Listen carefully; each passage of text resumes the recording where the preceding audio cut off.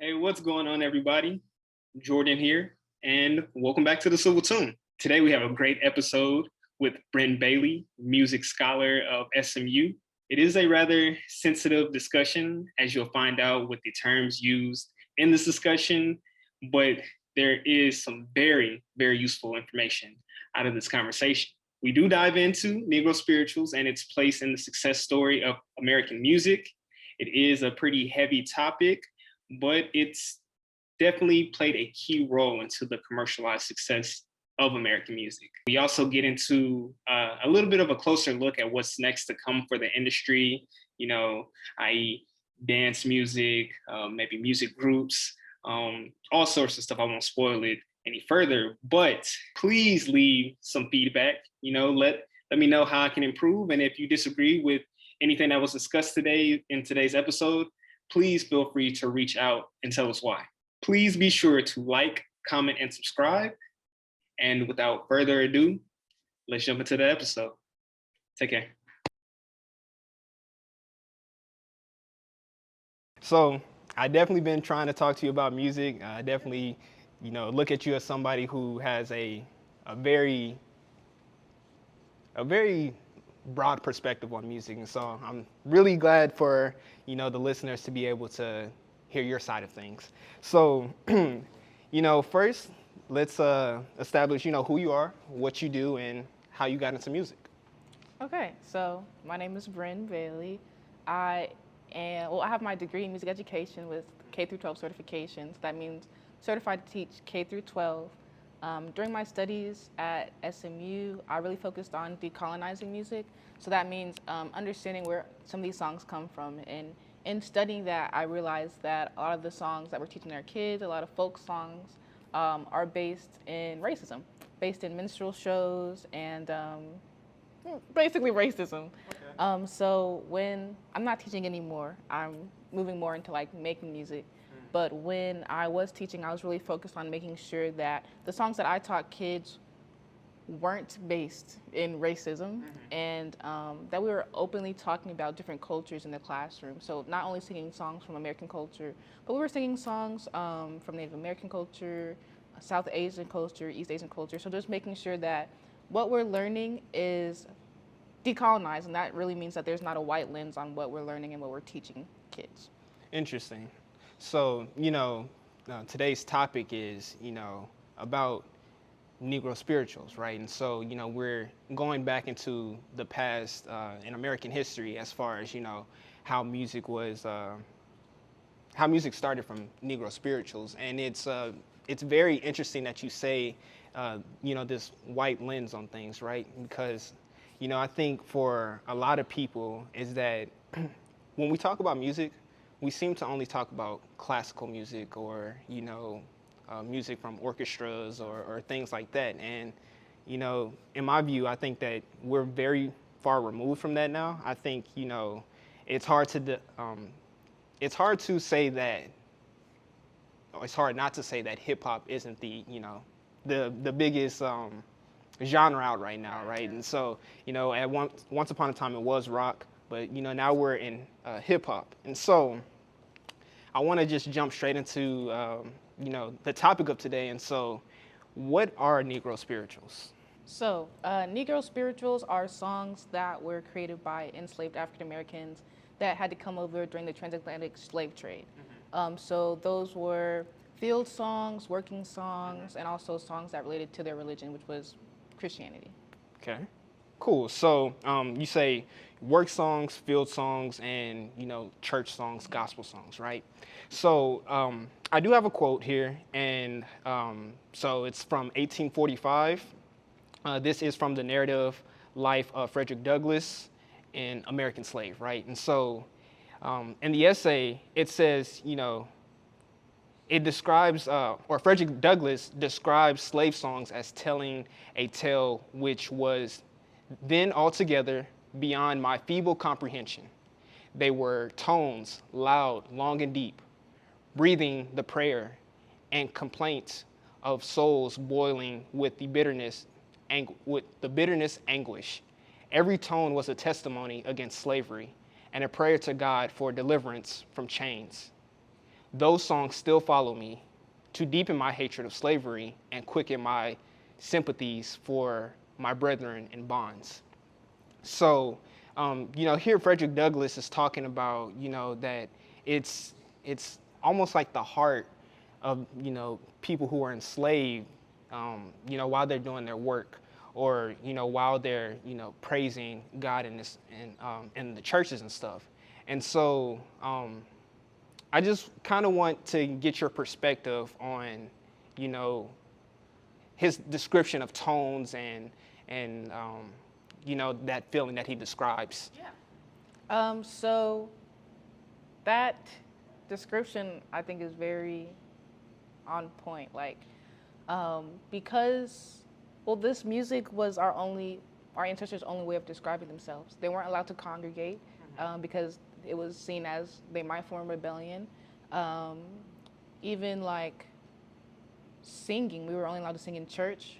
We were allowed to sing in the fields when it was time to work. And those songs were outcries. They were begging. I think the biggest thing is like it was a connection between God and enslaved people, like reaching out, asking for a better day, asking for a brighter day. And then it was also a connection among the enslaved people because within those songs, there are also messages. So when it was time to escape, there might be a certain song that was sung in the field that day, and everybody got that sign. So the songs of our people and enslaved people are filled with emotion. They're filled with passion. And I think that's why it's so hard to notate Negro spirituals. And it's hard to mimic them because it's not just the words that are coming out of the mouth, it's the feeling that goes along with them. Like when you sing a gospel song that was also Negro spiritual, like, and you're singing it in the church, there's like a certain connection that you feel just because, like, gospel songs are supposed to connect you. They have a personal connection and they connect you to God. There's always that connection piece. A relatable experience, a testimony is put into a song, and that relates. That you hear that song, it relates to you, and then you get that connection, that spiritual connection. When the enslaved people were singing their songs, that was kind of the only way they could connect to each other. You weren't allowed to read, write, speak out a term. Like the music is the only thing we had to connect to each other. It was the only thing that connected us back to Africa in a lot of aspects. So there is a lot of emotion that's put in those songs. There's a lot of feeling. There's a lot of memories. It's filled with emotion. I think that's a very accurate description of what those songs meant to our people back in the day. Yeah, it's very interesting that you say that it is hard to, you said notate, right? Was the word that you used. So I'm currently reading a book right now called The Three Negro Classics. In this book, it has Booker T. Washington's biography. It has W.E. Du Bois and the Souls of Black Folks. And it has one more story that I haven't gotten to yet. In The Souls of Black Folks by W.E.B. Du Bois, he likes to start off his chapters with an excerpt from Negro Spirituals. And when you're reading these excerpts, it's kind of hard to understand what the feeling is or what the emotion is because, the enslaved people, I wouldn't say that they spoke the clearest English. Right. And a lot of it has to do with their tones and inflection of their voice. And so it's really hard to grasp the emotion that's coming from these songs. So I just think that's very interesting. But you had some other interesting parts that I want to get to a little bit later. But first, I want listeners to understand what elements actually make up Negro Spirituals. Right. So first off, with the lyrics, a lot of Negro Spirituals were biblical. So they would take things out of the Bible like David and Goliath. You have Moses freeing the children of Israel. So things about freedom, things about stepping into a brighter day, things about going to heaven, something that put them in a better place than where they were at. That's where the lyrics consisted of. Instrumental and notation wise, they were all taught by rote, which just means call and response. mainly because they weren't allowed to read or write. So that was the easiest way. And that's where a lot of like the diction stuff comes in, because you're just copying what somebody else said, and that person could have been from a different tribe in Africa, a different country in Africa, and you might be first generation African American. Right. So I mean, you know as much English as you do, like I said, weren't able to read or write. So it was as good as it was going to get. And also there was they didn't really have chord progressions back then, but for now, a lot of the chord progressions are simple, 2 to 3 changes.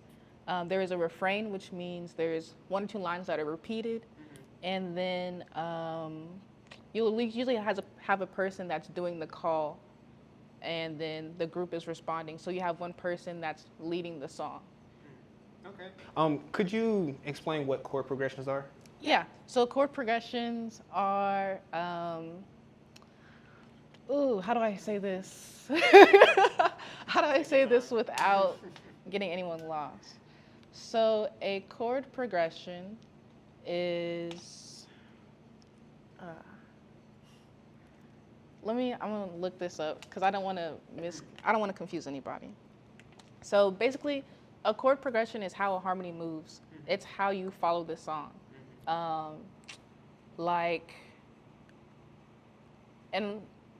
It also relates back to Negro Spirituals, but in a lot of pop songs, a lot of them might sound the same because they all have the same chord progression. They're moving their harmonies in the same way. So like in Western music, a scale has 12 tones, 1 through 12, 1 being, like if we have a C scale, 1 is C, the low C6, middle C, and then the top C is 12, which would be like an octave, if that makes sense. No. Did I say that right? Yeah. I didn't say that right.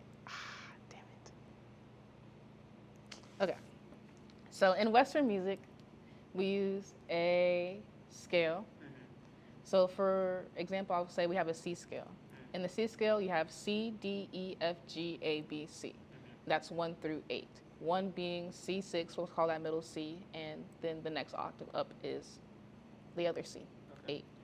And so when you're making music, you have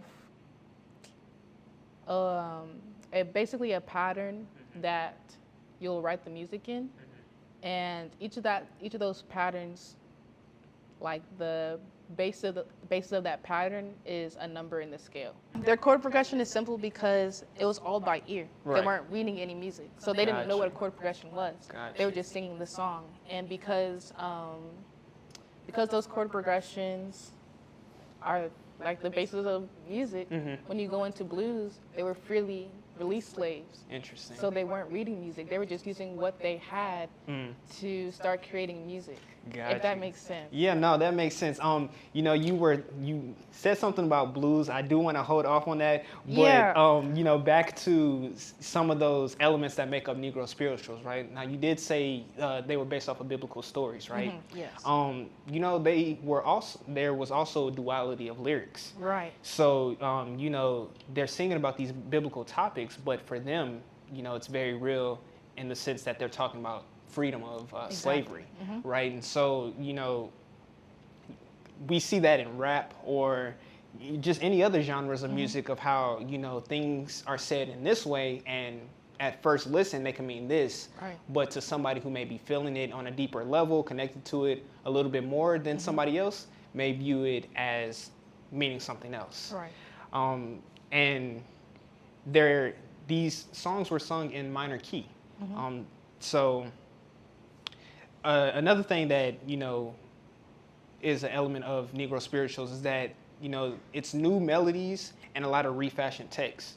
So to give some context for listeners, this is the period in where we are today for Negro Spirituals as we're talking. I would say this is about a little bit before 1865, but most of the books that people reference, most of the Negro Spirituals that people reference comes from post 1865 in this collection of Negro Spirituals. And so during this time, you have I want to say the ending of the Civil War. You have the Emancipation Proclamation, the Freedmen's Bureau. So during this time, freed men are on these plantations that had been abandoned by previous slave owners, and so the U.S. government is organizing these plantations, and there's freed slaves working on these plantations and stuff, and just continuing to develop their sound of music. But another part of the elements that make up Negro Spirituals is that there's these contrasting rhythmic patterns that are central to African music. So what would be the best example? If you just think about the new rap music that we have today, there's a lot of contrasting elements. People are considered offbeat when they're putting their lyrics out into these songs and stuff, and so that I would say that is something that was definitely taken from Negro Spirituals. In this time as well, I forgot to mention, Western music is either some form of gospel music from the Catholic or Protestant church, as well as folk music, like you mentioned previously, right? And so if you go back to listen to folk music during this time period, 1800s, it's a lot of just talking about life, working like railroad songs. It's just more like a slice of life when it comes to music. And so, and lastly, there's heart religion rather than book religion, right? And so, like you mentioned before, is that heart religion is more, what they're feeling, the emotion that they're feeling, and that emotion stems from wanting to be freed, right? So rather than going based off the book and, singing gospel songs, they're singing songs to represent that they're trying to be free. But, moving on, what is the motive behind Negro Spirituals? I know we talked a little bit about, just being free, but is that the only motive, or were there any other motives? No, like you said, there was double meaning in the lyrics. They were used as signs. They were used, like we said, as worship songs, but also they were just used as work songs or songs that documented how, like, our people. I mean, that's kind of the basis. We didn't, like I said, we didn't have the freedom to just entertain. Like music, music has always been representation of the elite. So even back when music started over in Europe, like only rich families had pianos and were sending people to music school. So when you come over here, I mean, mind you, America was kind of an experiment. And when we were over here first, when the white people first came over here, their music was still solely church music. There was no secular music. Right. So, I just lost my train of thought. We were talking about secular music. Oh, yes. So, when slaves came over, they had, the traditional instruments like drums. Banjo was created by an African American person, but those weren't seen as sophisticated instruments. So, I mean, an enslaved person might have gotten the chance that their master picked them to learn how to play a violin for entertainment reasons. So, like, the only freedom we had was in our music, was in the music that we created ourselves. We didn't have access to quote unquote sophisticated instruments or quote unquote sophisticated music. We only had access to the music that was passed down to us by our family. Right.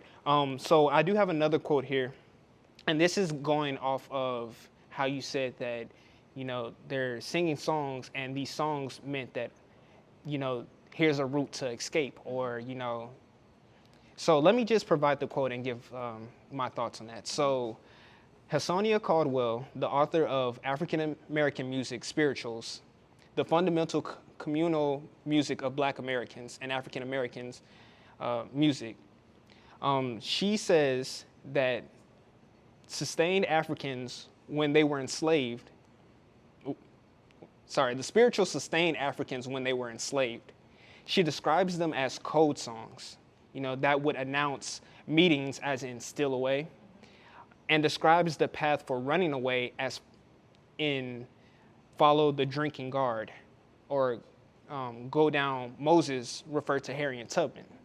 And that was her nickname during the Underground Railroad. And so when enslaved people heard that song, they knew that she was coming. Right. Now, I wanted to spend some time on this because when we're talking about music in this way that enslaved people are communicating, and this is how information is passed, it really gives you a perspective of why music is so important to, Black Americans, right?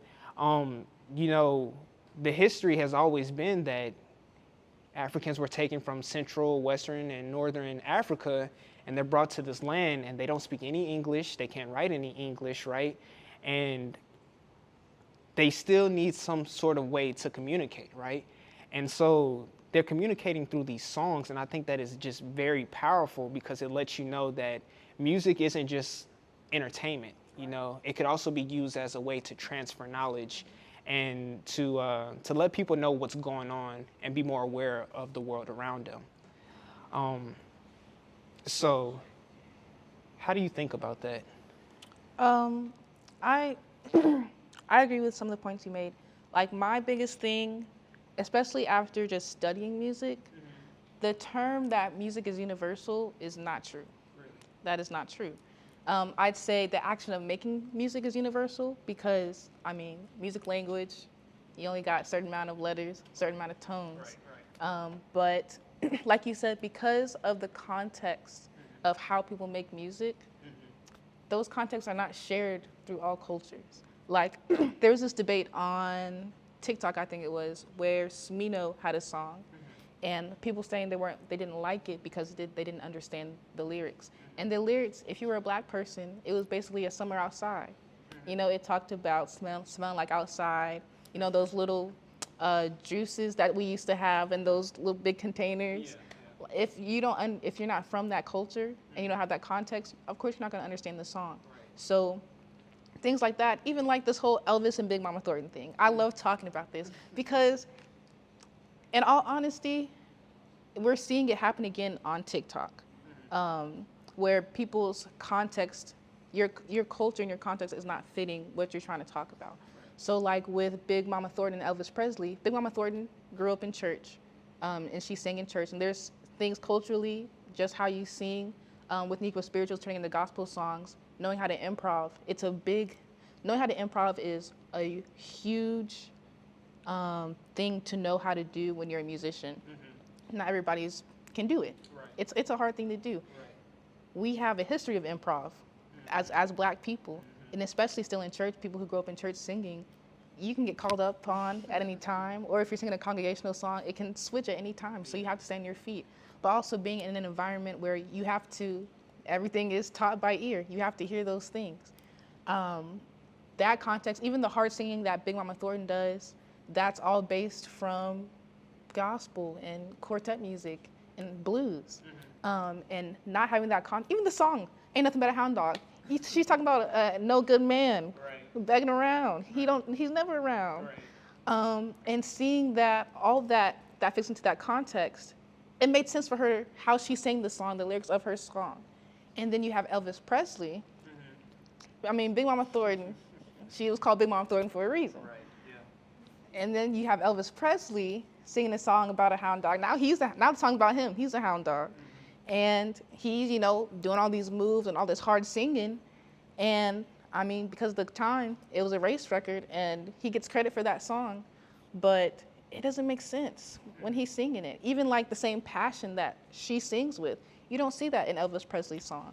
And that's because it's not just the lyrics. It's not just a song. There's so much context that goes into how she sings, the range she sings in, the lyrics she sings. That all goes into what she made, what was created for her. And in my mind, I see patterns. So I see the same pattern on TikTok, where you have Black creators who are creating trends and all these things, and they're easily getting stolen by white creators because they're white. And that takes part of the erasure of black people. That's why it's important to me to say that music in America came from Negro spirituals, came from gospel music, because that erasure takes away from our culture, takes away from our presence, takes away from people think that we're powerless. Like, for example, for the TikTok thing, that girl, she was like, the girls who get it, the girls who don't. The beginning of that was you chittering eating blanks, because I don't know if you're supposed to curse on this podcast, but you chittering eating blanks. If you're black, first of all, we call those chitlins. So if you're saying chitterlings, I feel like you're about to insult me. And we also feel like people who are very country are those people who are eating chitlins. So in that context of being a black person from the South, or just being a black person, you understand that she's about to insult you. Now you have a company who let a white person take that phrase, the girls that, not the first part, but the girls who get it, the girls who don't. And she's on a billboard. And, this is why I think it's important, what we do here at the Civil Tune is that we're giving this context, and we're, describing the history so that people can just easily digest and understand why music is so important to cultures, right? What you're talking about is I feel as if it's a lack, or it's just ignorance, basically. It's just a lack of knowledge, right? And so, when you're talking about Elvis and Big Mama Thornton, is that when you're listening to music, people have to realize is that it's not just you listen to it once and you understand the song. That's why when people come out with opinions about albums or songs, I kind of feel a way about it, because it's like you have to listen to it over and over again so that you truly understand what the composer is trying to say to you. This is why I broke down in my article why cadence is so important to music, because it is that personality. It is how the composer is using their inflection, their dialect, just certain words to describe and the topic of their song, right? And so, when you're saying that Big Mama Thornton had this song first and then Elvis takes a song and it doesn't really make sense, well, in part it's because, what makes that song is Big Mama Thornton's cadence. It's how she talked on the song. It's what words she chose to use, how she inflected her voice. And ultimately, like you said, if you truly get it, then you get it, right? And so I think it's just important for people to just take their time with music. Don't be so in a rush to give your opinions about it, because, this is art. And, you really need to try to figure out what they're trying to convey to you. I mentioned earlier in our conversation that, when music first came over from Europe, it was still a lot of gospel music, right? It wasn't a lot of secular music involved, right? Now, I'm reading this book, I believe it's called How Music Works, right? And it's by David Bryan, I think that's how you say his last name. But essentially what he's conveying in the pages that I've read is that there's this idea that music is crafted to fit the setting in which the music is either sung or listened to or played. So, basically, if I grow up in church, right, and I'm writing music, naturally I'm writing music to fit the area where I'm performing. So to give better context for people, when you think about pop music, right, I would typically say that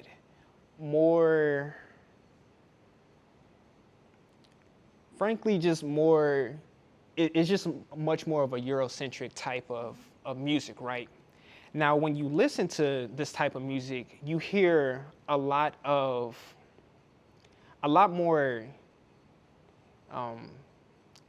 it's a lot more heavy lifting in the words and how that person is singing.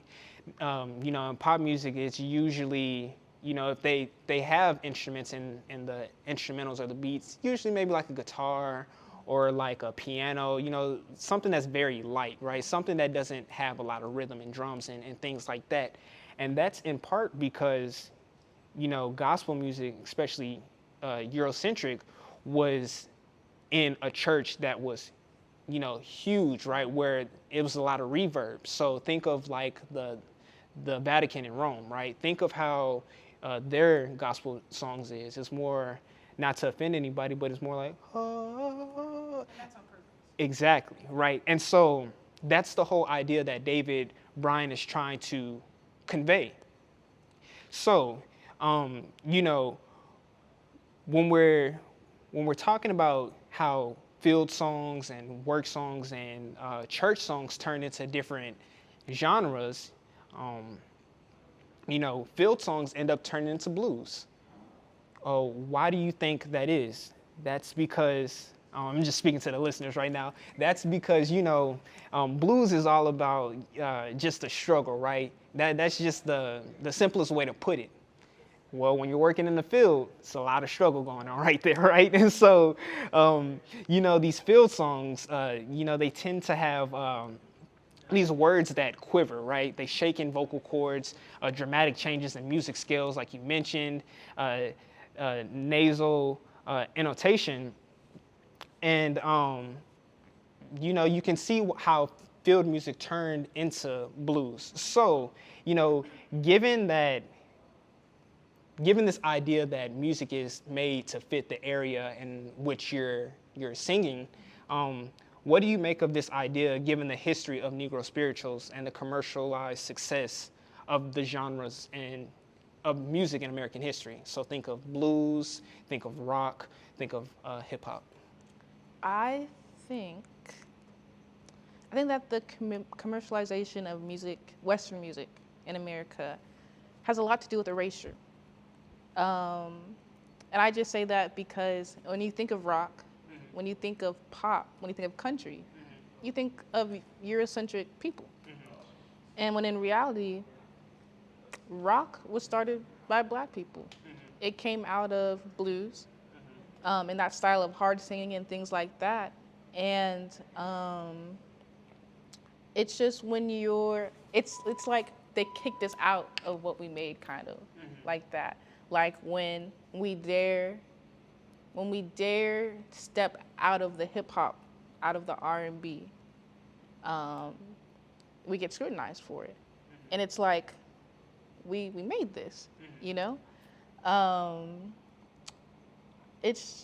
really focus on the erasure part and the context part, because I feel like they fit hand in hand. With the erasure, we don't understand the context of where this music comes from.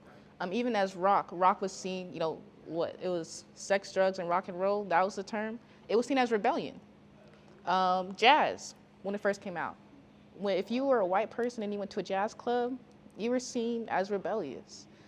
So a lot of times, Eurocentric culture, white people, whatever you want to say, they used our music, used our culture as their form of rebellion, as their form of a way that, like, that's how they broke away from how they did music, how they did folk songs, how they did Christian songs. If they wanted to break from their dynamic, they didn't create something new. They just looked at what we were doing, if that makes sense. Yeah. So that's why, for me, like, when we think about, like for example, for rock, the way, you know, you see them playing their instruments hard, you have someone standing in front of a band, that comes from jazz. That comes like jazz, like the big band setup, where you had like a leader and then you had the band behind them. And then you have the gospel setting, which went from like the Negro Spirituals. But then you had somebody in the church. You had one person who did devotion, and they were the leader. And then people would stand behind them, or it was a congregation. And then that went to having a group, and that's where you had quartets. And then even like I said, the hard singing, that came from blues and gospel. Like quartet was the first time we were able to perform music, so all the emotion that we felt hearing and singing those spirituals, we now had to put it on the outside. So when you see performers on their knees, sweating, dabbing the sweat, putting the cloth over them, all that is from hard gospel singing. And so, not knowing that, you can say, yeah, rock is for white people. You can say, yeah, pop is for white people. Who's the king of pop? Michael Jackson. That is a fair point that you use Michael Jackson. You know, I think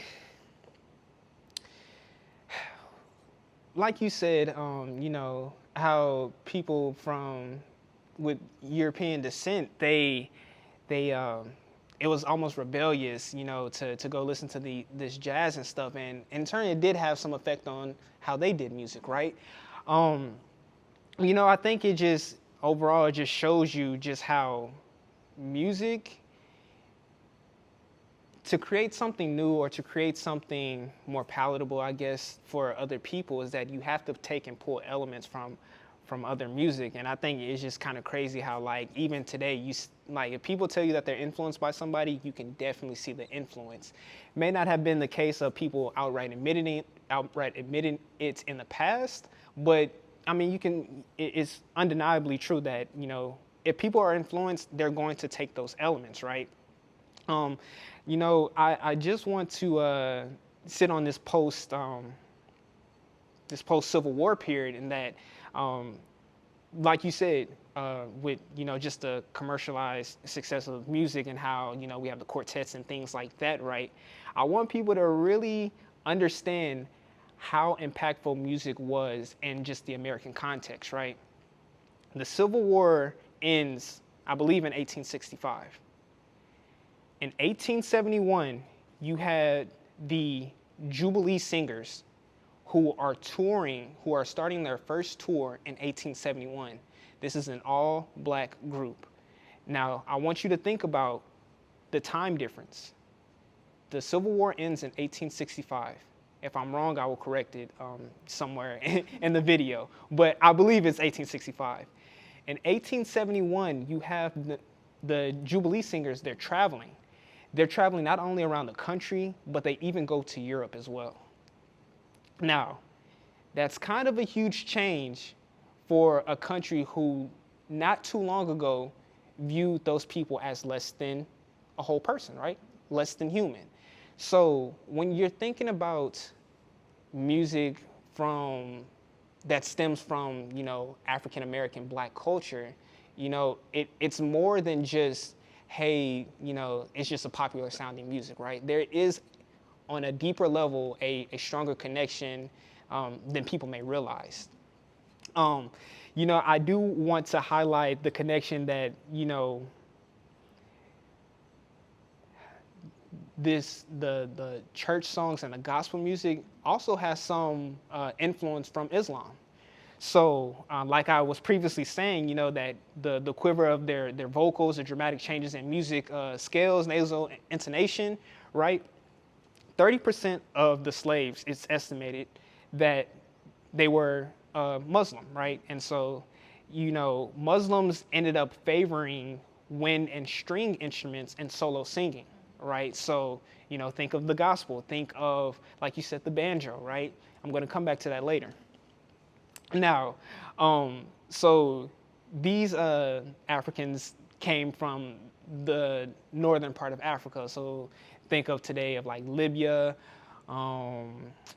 Egypt, some other countries that I'm missing. But that's where that music is coming from, or style of music. Now, for the non-Muslims, this is Central and Western Africa, right? And so the non-Muslims preferred instruments with drums and group chants, right? So you can kind of see how eventually that all comes together once they're all together in America. Now, where we get the banjo from, like you said, it was invented by a black person, right? Now, the reason why it was invented was because owners feared of revolt and outlawed group chants and drums. Now, I'm pretty sure you can imagine why they outlawed group singing and drums. That is typically associated with the sound of revolution, right? Think of Bob Marley, for example. A lot of revolutionary music, and a lot of his music was with groups, was with, this type of rhythm that he had in his music. I'd even say on the American side, that's why we have marching bands. The drums were the sound of you marching into war. Yeah, exactly. They were not messing with them. Exactly, right? If you go back through all of history, there is some sort of like drums being played as, the military is marching. But, when these owners the slave owners, you know, they didn't favor these drums, but they favored the wind and string instruments, thus introducing the precursor to the banjo. So it's just kind of crazy how things are connected in that way, and that, you know, it ends up turning into gospel music, right? You see that there are still elements of drums and stuff that are still used and that are still central to, you know, I guess you would say black music. But you also have the mixture of, you know, solo singing and, you know, wind instruments and et cetera, right? So next question would be, you know, what elements do you see from your perspective that have been taken from Negro spirituals and that have been left in today's music? I think,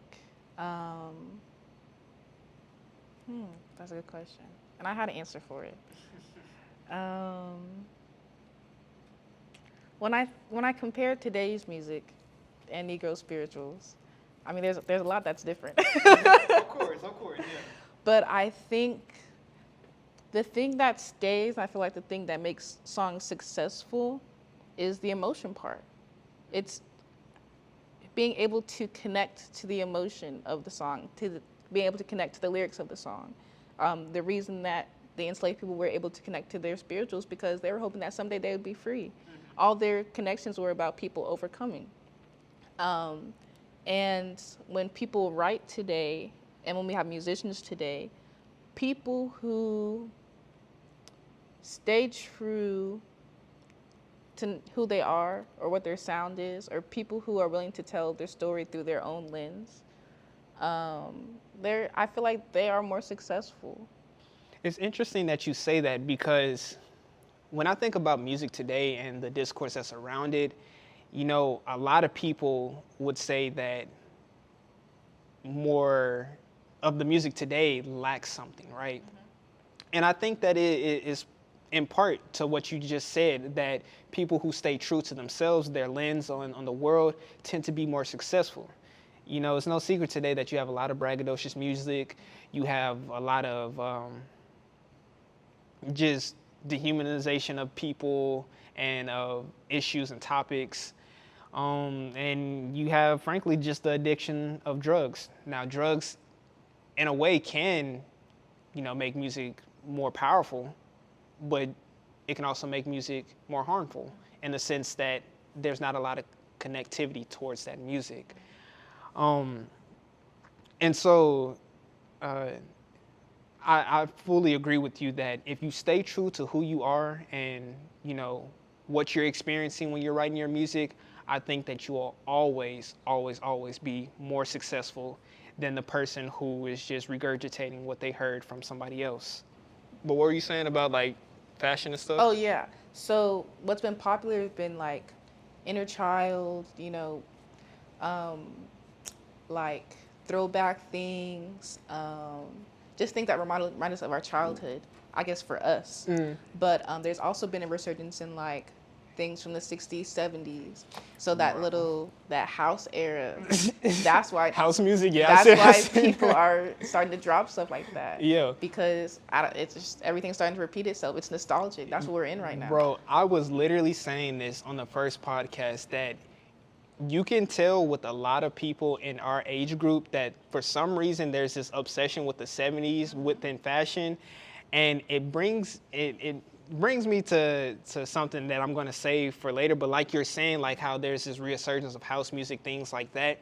I think that it's kind of crazy, but you could see it coming from a mile away if you just really paid attention to just the last,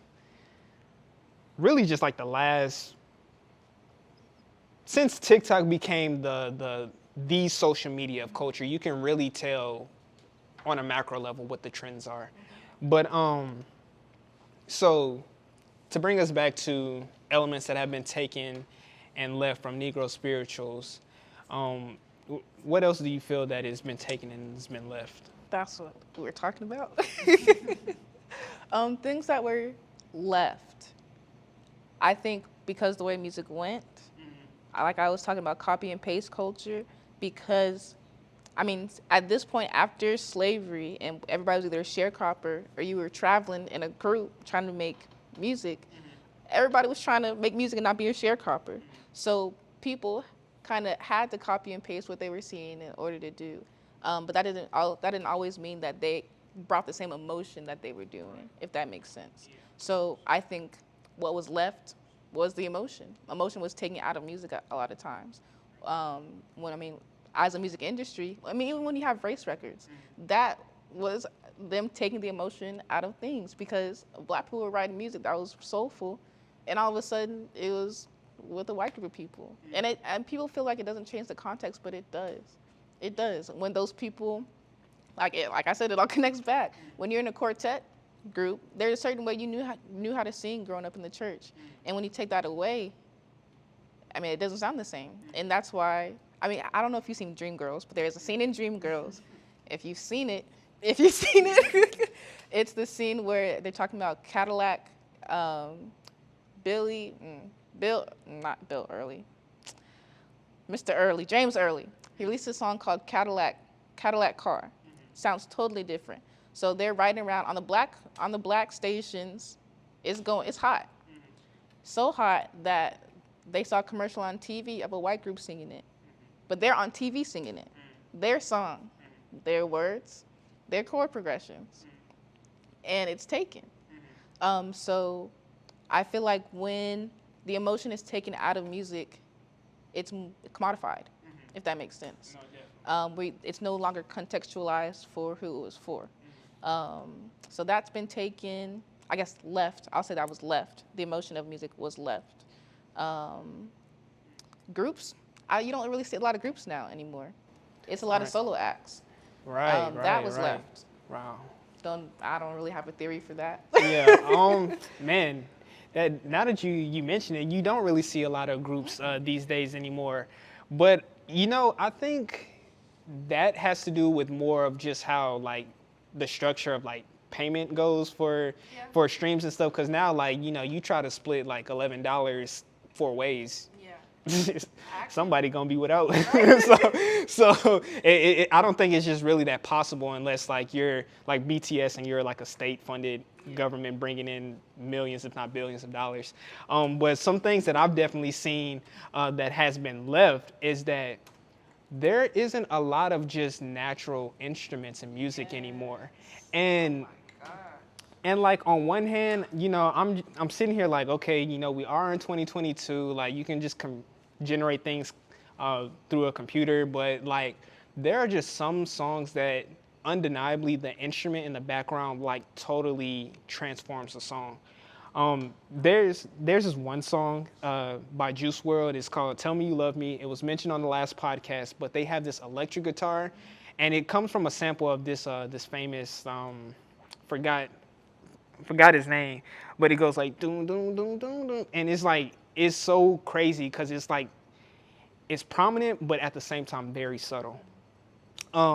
So that's something that I've definitely noticed has been left from Negro Spirituals and just music in the past. Let's see, thing that I've noticed that has been taken. I would say that the thing that has been taken is the depiction of the struggle.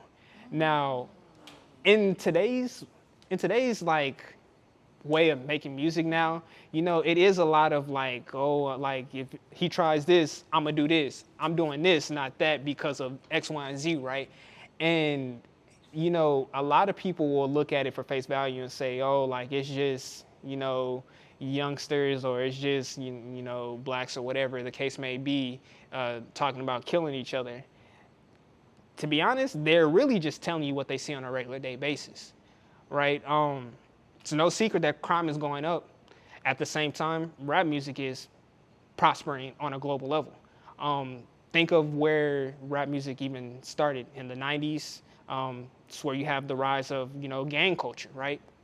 Now you have songs like F the Police, you have all these songs, and then the 90s in riots, right? Like there's a progression to these things. And so, just be wary that, when these composers are making music of struggle and, and they're depicting these things with drugs and violence and stuff like that, it's telling you what's happening on a meta level, on a macro level. Can I add to that? Yeah, of course. I think that let me say this right. I think the glorification of our struggle is the only way sometimes that we are vilified or verified, I guess. Like when you think about it, I mean, I'm gonna say white people love a struggle story, and when, I guess I just hate that that's not what all rap is. That's not what all our culture is. Like our culture isn't just struggling, and I feel like because our struggle is commodified, that helps with the copy and paste culture. Like niggas, like you said, that's people's everyday thing. And because that is seen as a moneymaker, people are taken advantage of. Yeah. To push back a little bit on that, there is a relatability aspect to it that, it pushes it.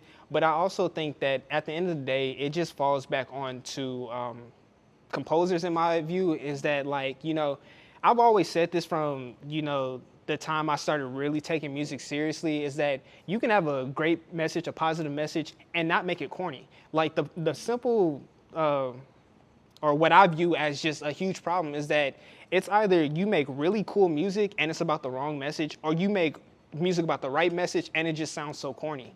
It's like you can have a beat that's more current and you can talk about these concepts, but just make it sound cool. It's just like, I don't know where the disconnect is coming. I don't know if it's because of difference in ages, but I mean, I think that's just the biggest problem that I personally see, is that, messaging is there, delivery is wrong. But how do you think about that? Yeah. Oh, what was my question? Oh, I hate when that happens. You were talking about how there's like a difference in. Oh, I have a question. My question is, do you feel like people feel like they have to put a difference between, like, quote unquote rap music and quote unquote, I don't know if people will call it like woke music or music with a good narrative? Do you feel like people feel like they have to separate it? Or do you feel like, I just call it the copy and paste effect, but do you feel like because people feel like they want to be like J. Cole and have like a J. Cole message, they copy that box that J. Cole's in, and they copy the box that Kendrick is in? And is that why that sounds like that?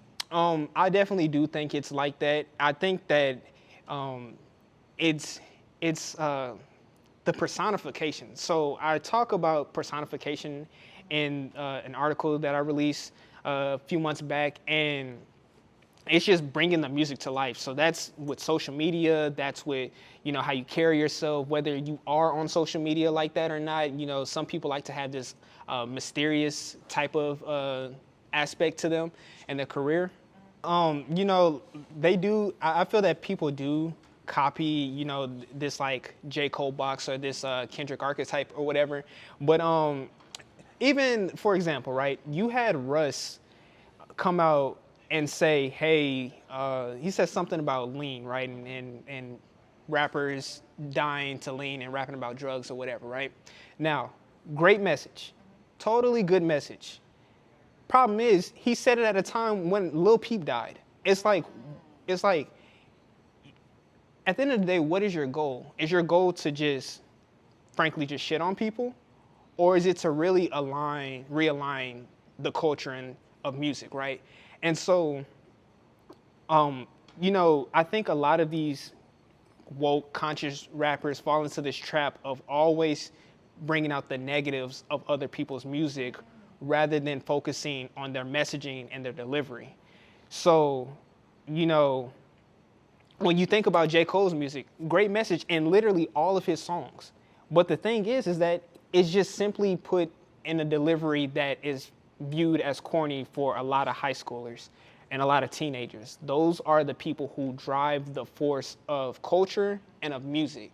They may not be the ones that buy all the tickets, but they determine what's cool and what's not. So I just think that this is a whole like separate conversation in itself. Really is. But I personally think that composers don't need to be classified as rappers or pop stars. It needs to go on a song basis. So I seen on Twitter that Future is one of the greatest blues composers that you've heard in a long time. And it sounds crazy at first, but when you think about it, he has a lot of blues elements, right? It's the reality of a lot of single men or even men that are in relationships. But so I think it's just music just needs to be classified on a song basis, and people just need to just get their messaging and delivery right. Yeah, I'm sorry. This is going way off topic. But what you said about young people controlling basically culturally what we're experiencing, I think because of the internet, kids are being able to be exposed to more things they relate to, therefore making them more authentic. And I think that is actually going to help music, because I feel like kids nowadays are more open to. I won't say that. I won't say that all the way, because I feel like there's still. I think there's more people. There's more people who are willing to go against the grain, but that doesn't mean that's the majority. Because there's still a lot of people, my little copy and paste thing, there's a lot of people who still try to fit themselves into a box, and who are, I won't say scared to be yourself, but yeah, kind of scared to be yourself, because sometimes, you're scared of what people will think. However, they be secretly liking stuff, and they still push the culture in a way. So I just feel like that individualism is really going to be shown through music. Like, I feel like that is really going to be where music is going next. Interesting. So I've thought about that a lot too, and I don't really know what to make of it. But I think that it's these two sides that are just pulling at each other, right? On one hand, you have the way that the internet is, and TikTok, Instagram, whatever it may be that people digest their social media on, is that there's these niches that are popping up everywhere, and it's so easy to get sucked into just one niche and never experience anything out of it, right? For example, I could be on one side of TikTok and I only see this, but you could be on another side of TikTok and you only see, what people relate to on that side of TikTok, and we never come across each other.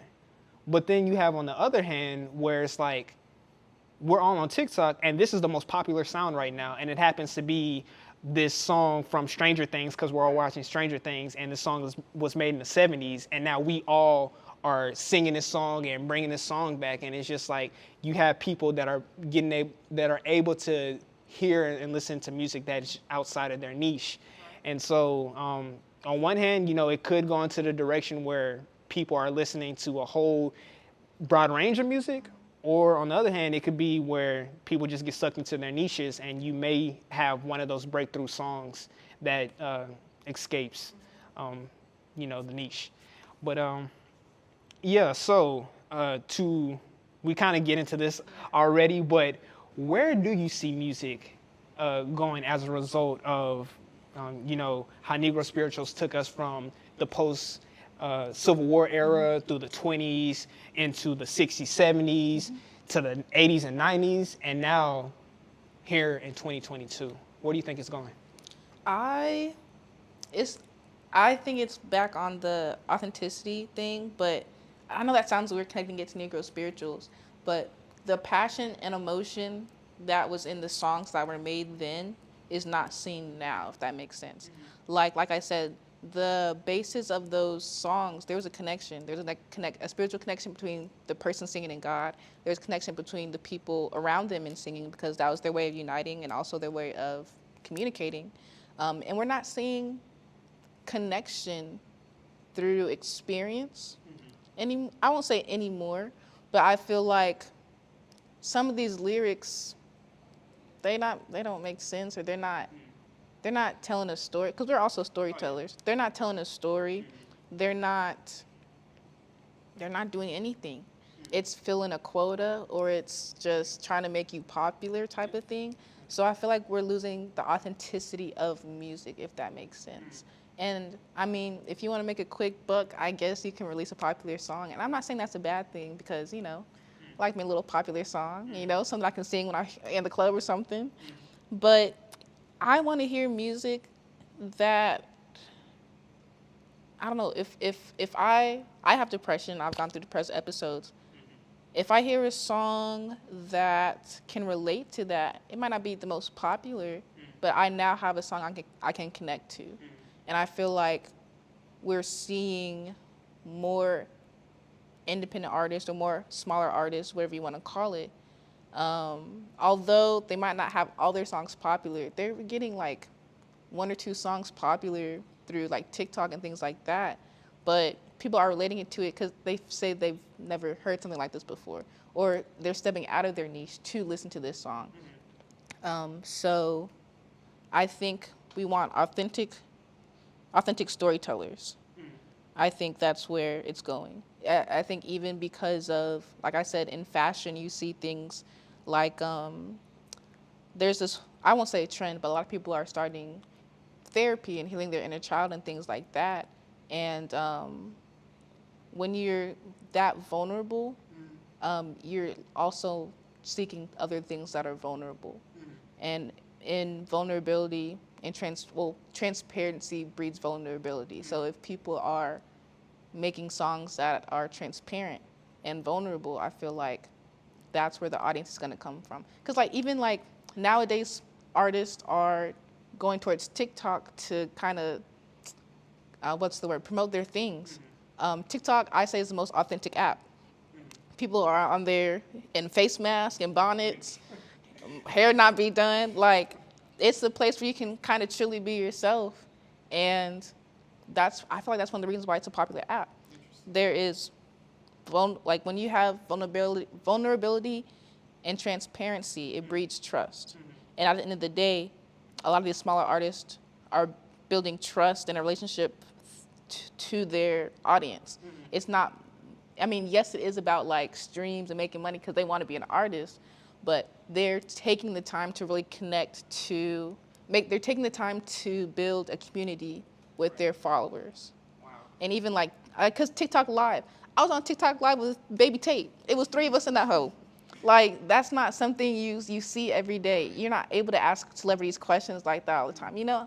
And it's just having that vulnerability, she was in a t-shirt and shorts in her house. That vulnerability has not been seen before, Yeah. So I think that is where we're going. Yeah, you have some interesting things that you said there. So, where I see music going, it's a couple of areas of interest that I see music going. So you said something about community building. I think, with the creation of these apps like Discord and just all types of apps where you can connect with a composer. I have a friend right now, his name is Racer. He built a whole community off of Discord. And so if you saw where his streams were last year, as opposed to now that he has a Discord where he's interacting with his, his listeners on a daily, he's made friends. He's made, lifelong connections. And, you see this cult of just really crazy fans that really are going to do everything that they can to support his music. Right. So I definitely do think that you're going to see a bit of a reversal, and that who's on top right now is going to eventually fade very soon. And you're going to see the rise of these newer, younger composers that have a unique ability to relate to their listeners. I also think that frankly, the market is asking for more of a dance type of music. And the reason why I say this is because, people have been expressing for a while now that, things are just copy and paste. We want more authentic storytelling. We want to be able to do this. We want to go to the club and be able to dance and stuff. It's too much standing around. It's too much just focus on drinking and stuff like that. I think Drake definitely is pushing it in that direction. It's no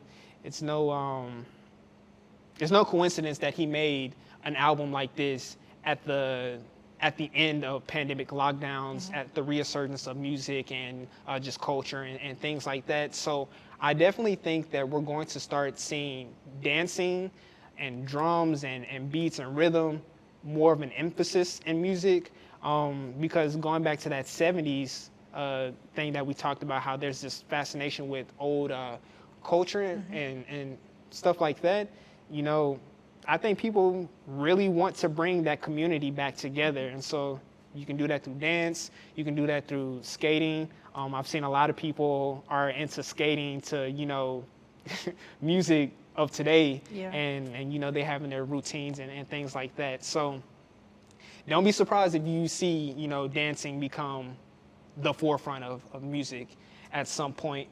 And then next I would say that we talked about groups a little bit earlier. BTS is the largest group out right now. It's a state-owned group.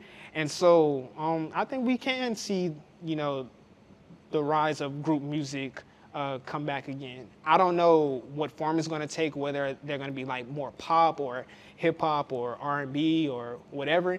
But I definitely think that we will see groups and or more than one person together making music again.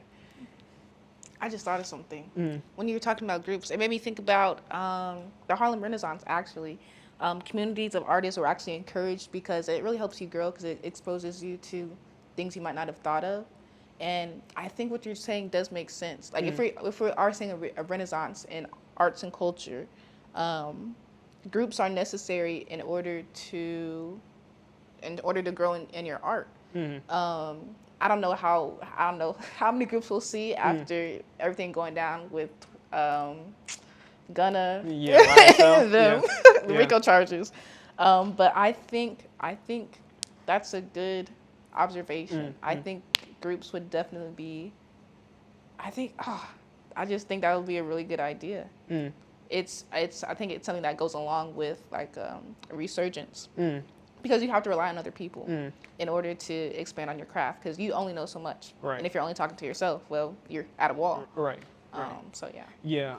And to add on to that, I think lastly we'll see is that you're going to start seeing more composer-led music entities. So think labels, think you know, just smaller groups, cultural groups, things of that nature, because you know, there is discontent with the structure of things and how, you know, traditional labels work, and you know how the community is actually being built, right? You're seeing a lot of people that they make similar styles of music, or they make or they have like similar fan bases, and so they want to link up. And when you think of music, you think of that group, right? So for an example is that I'm really into underground hip hop, right? And once upon a time, you used to think of the SoundCloud era as Lil Uzi, Trippie Redd, X, Juice WRLD, all of those people. They ended up making music together and being friends. Now, they didn't necessarily build something together, but now you can see the difference in then and now is that today, you know, you have Summers and Can and Autumn and